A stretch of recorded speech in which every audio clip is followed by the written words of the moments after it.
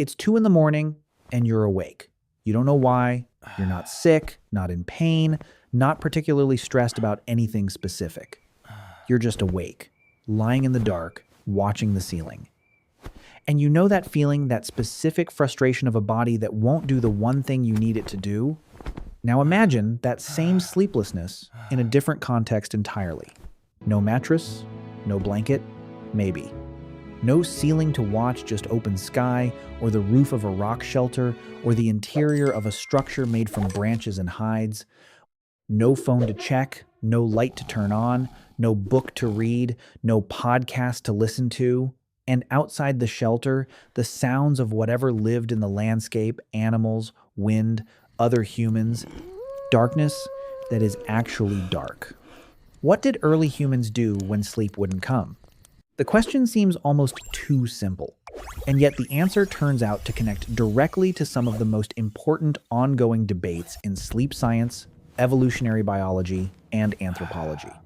Because it turns out that the way we sleep today and the problems we have sleeping today may be the result of us living in conditions that our sleep biology was never designed for.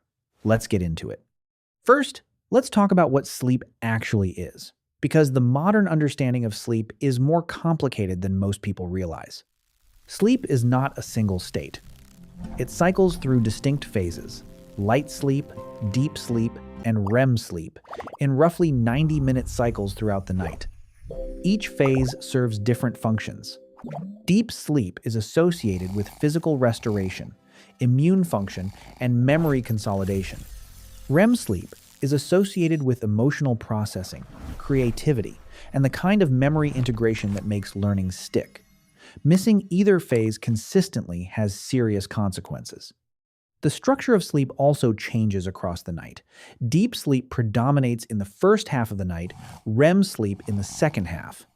This means that someone who goes to sleep very late and wakes up early is disproportionately cutting into REM sleep, even if total sleep hours seem adequate. Researcher Matthew Walker at the University of California, Berkeley, whose work on sleep science has reached a wide general audience, has argued that virtually every major organ system in the body is affected by sleep quality. Cardiovascular health, immune function, metabolic regulation, cognitive performance, emotional regulation, all of these are significantly impaired by chronic sleep insufficiency. Sleep is not a passive state in which the brain turns off. It is an active, complex biological process that the body requires to function. So what do we know about how early humans slept? And does that pattern look anything like ours? Researcher Jerome Siegel at the University of California, Los Angeles, has done some of the most important work on this question. He and his colleagues studied sleep patterns in 3 traditional hunter-gatherer populations: the Hadza of Tanzania, the San of Namibia, and the Tsimane of Bolivia, using wrist-worn devices that measured movement and light exposure. The results, published in the journal Current Biology in 2015, were striking in ways that challenged almost everything the modern world assumes about sleep. These populations, living without electricity, without alarm clocks, without any of the modern sleep disruptors we take for granted, did not sleep more than modern Western populations. They slept, on average, between 5.7 and 7.1 hours per night. This was less than the commonly recommended 8 hours, and in some cases, less than what many sleep-worried modern people actually get. But the quality of their sleep was different. They fell asleep not at sunset, as many people assume traditional people do, but roughly 2 to 4 hours after sunset, after the ambient temperature had dropped to its nighttime low, and they tended to wake naturally before sunrise. This temperature-driven sleep pattern is consistent with a biological system that uses ambient temperature, not just light, as a sleep timing signal. There's also the question of whether early humans slept in one continuous block or in 2 separate periods.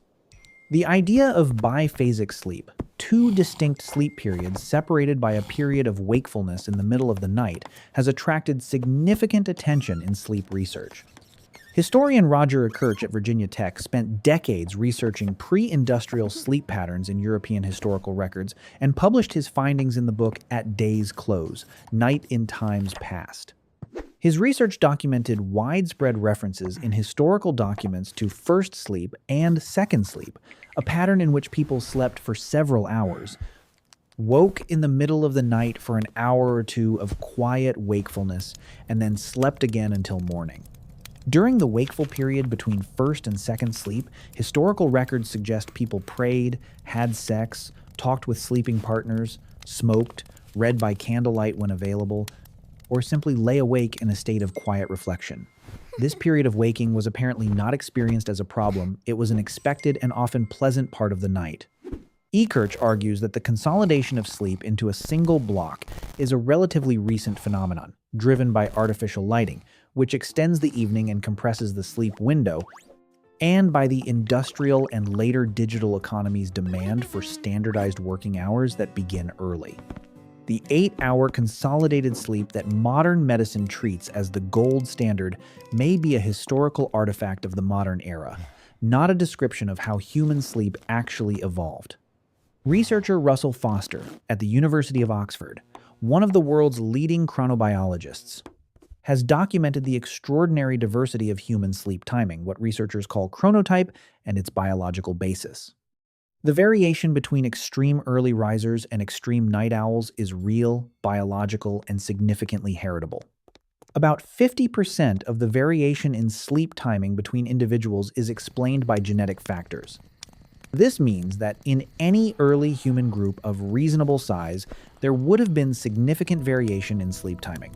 Some individuals would naturally tend toward early sleep and early waking. Others would naturally sleep later and wake later, and this variation may have been adaptive, not a bug, but a feature.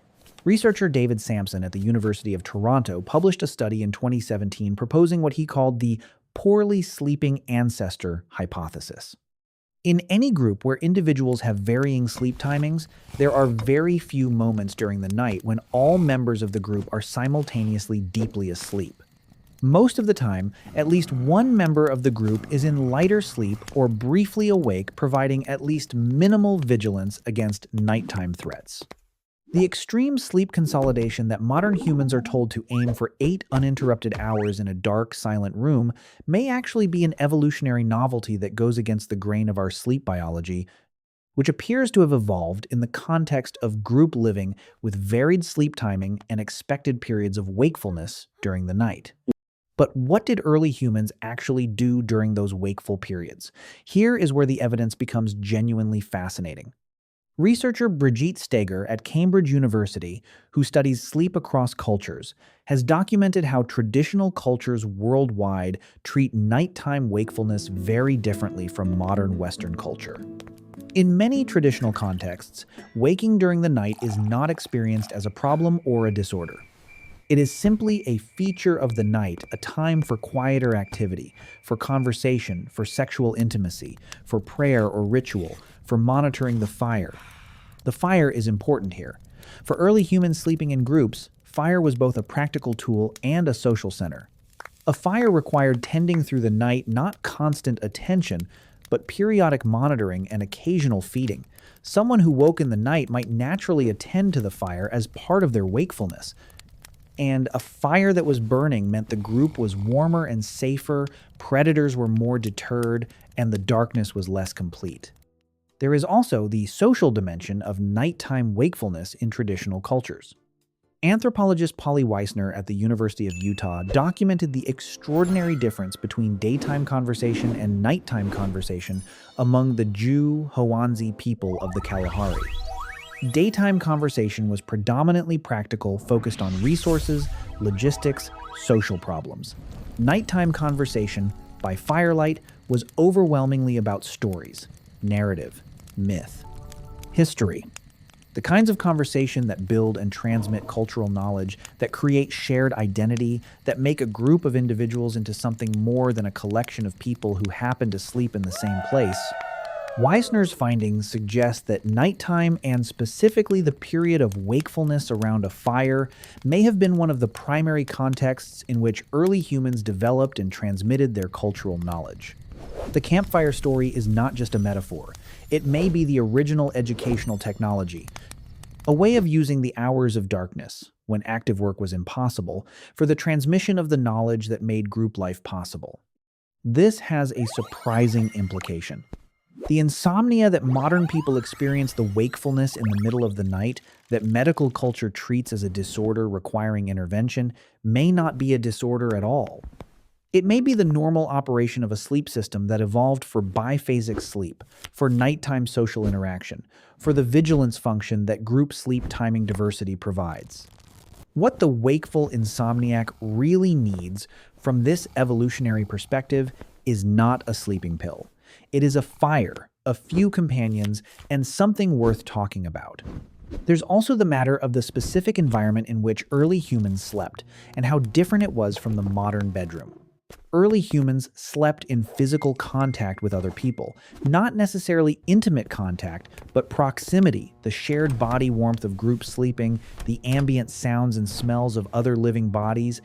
Sleep research consistently shows that humans in isolation sleep differently than humans in the presence of others. The social environment of sleep appears to be part of what the human sleep system is calibrated for.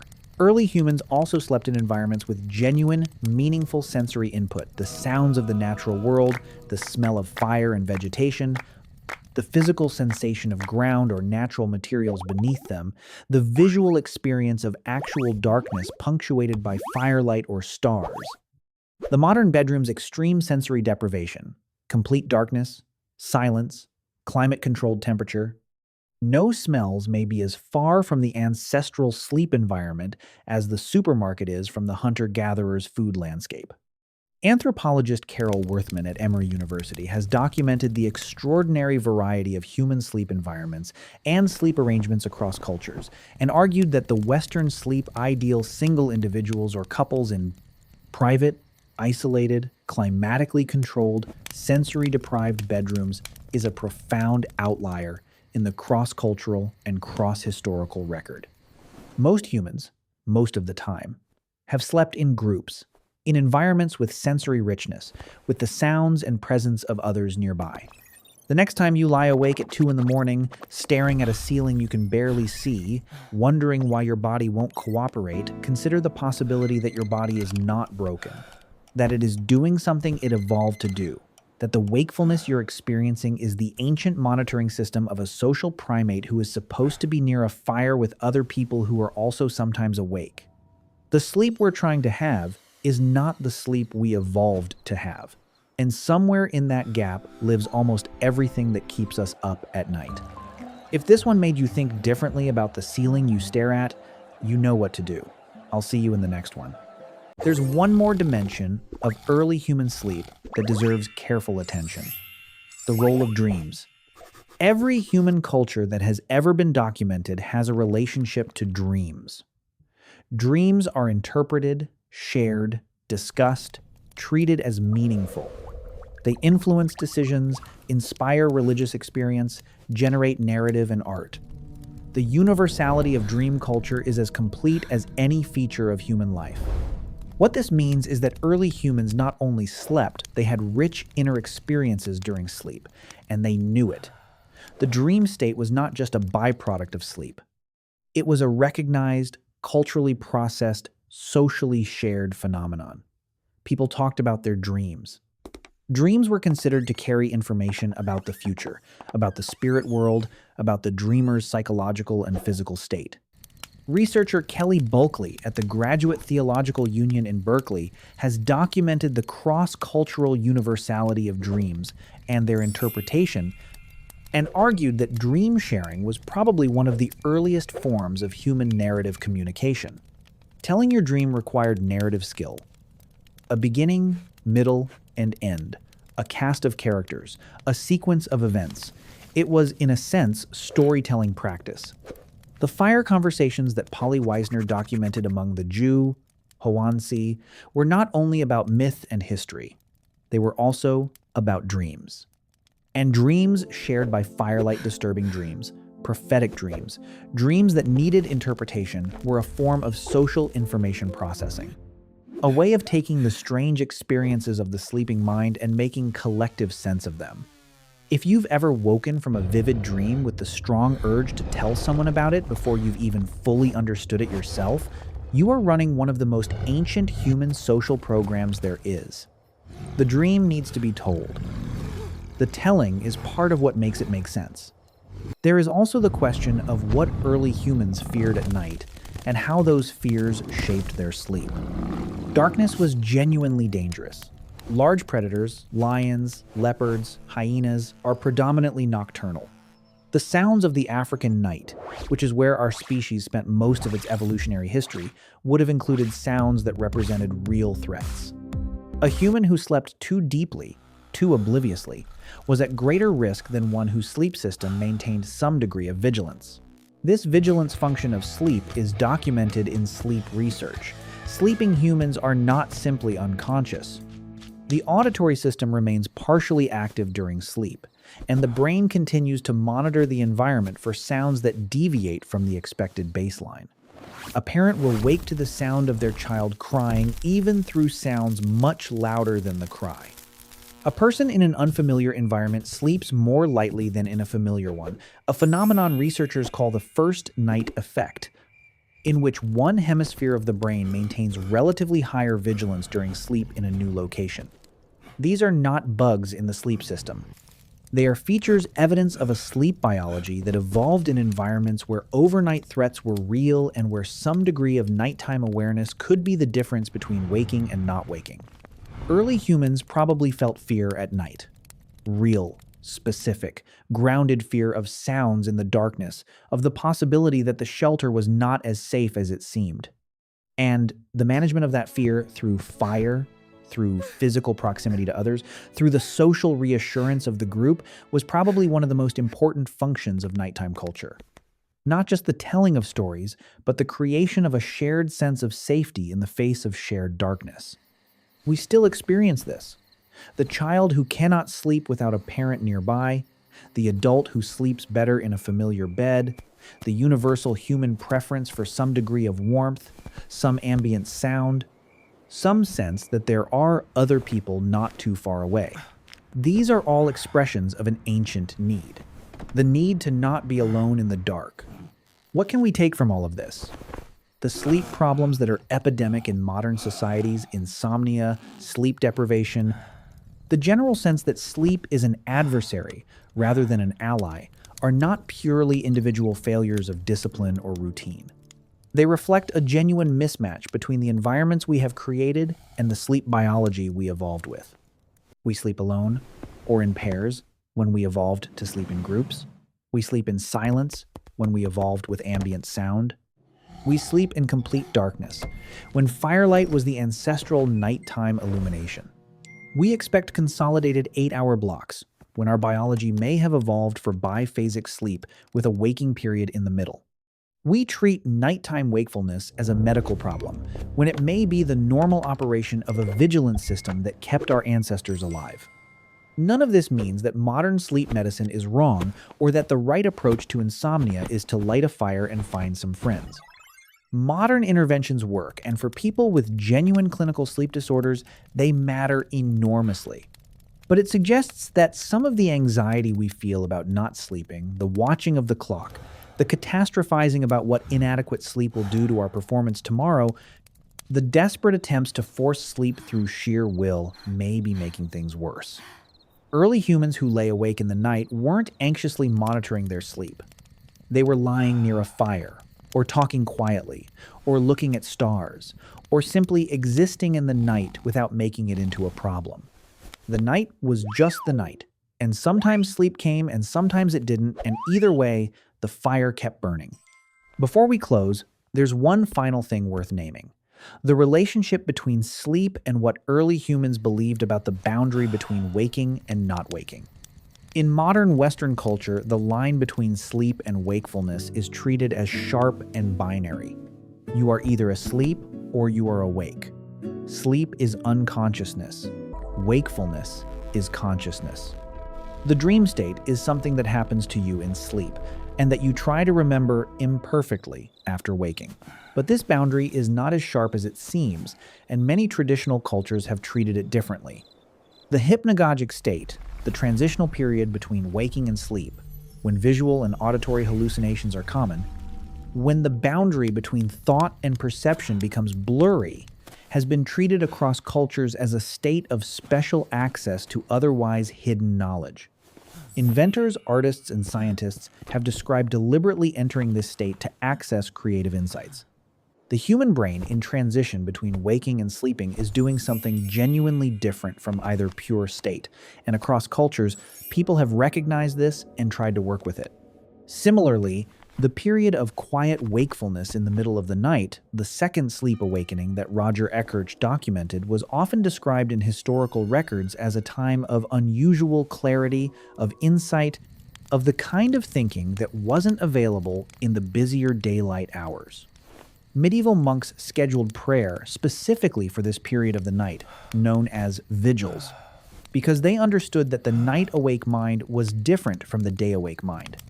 Early humans who woke in the middle of the night to a dark world full of sound, lying near their fire, perhaps looking at stars through an opening in their shelter, were not having the same experience as a modern insomniac staring at a ceiling. They were existing in the night on its own terms. And the night, on its own terms, has always been different from the day. We have tried to eliminate that difference, to make every hour equally illuminated, equally productive, equally useful. And in doing so, we may have lost something that early humans knew without ever having to articulate it, that the night is its own kind of time, and that lying awake in it is not the same as failing to sleep.